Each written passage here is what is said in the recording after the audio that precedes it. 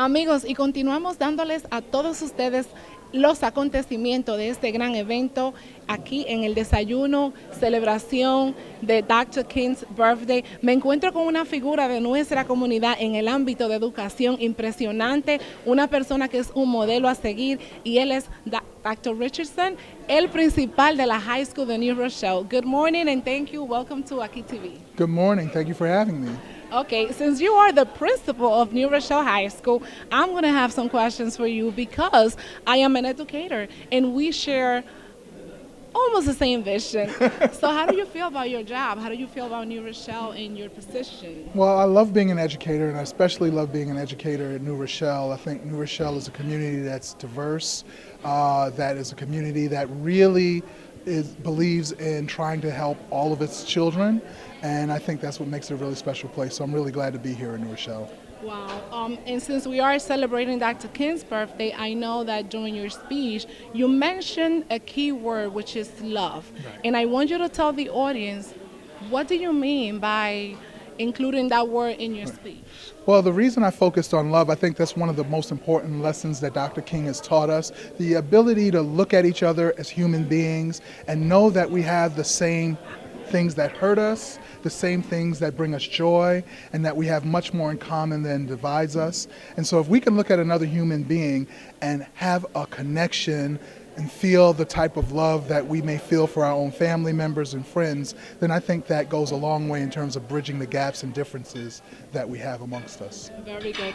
Now, what do you think we as leaders can do in this community to ensure that we follow Dr. King's legacy? I think one of the most important things that we can do as leaders is to pay attention to what's happening politically, making sure that we're vigilant in terms of guarding those gains that Dr. King and the members of that generation fought so hard for in terms of school integration, civil rights, voting rights, and fighting against poverty, fighting for equal housing, and so to be vigilant around that. Also to create spaces where we can actually have conversations about the history that this country has, because we can't solve the problems without actually fully acknowledging that history.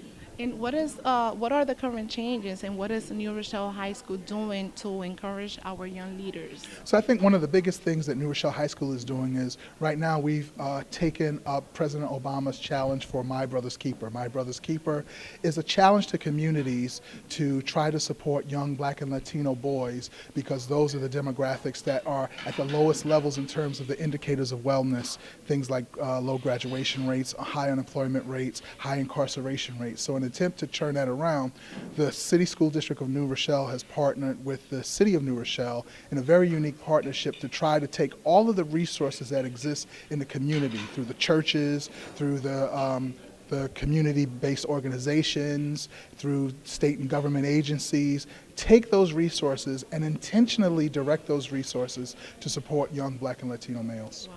And how do you feel about the changes in education, including Common Core? Well, I think the changes in education, I mean, there's good and bad that goes with it. I like the change that talks about increasing the rigor and expecting more from students. I think that's one of the great things about Common Core. I don't like the emphasis on testing in this very narrow way of kind of determining the learning that students have done. So I think that overemphasis on the testing is probably a negative thing. It looks like it's something that we're starting to move away from.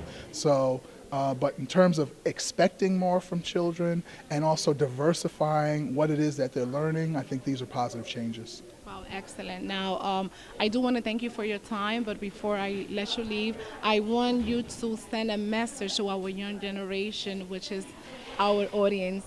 So my message to the young generation would be to love each other intentionally.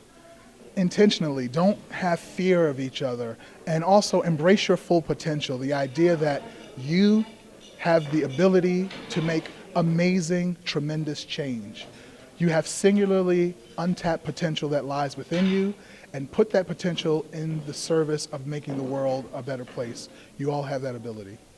Señores, y qué mejor manera de despedir esta entrevista con un mensaje de una figura tan importante.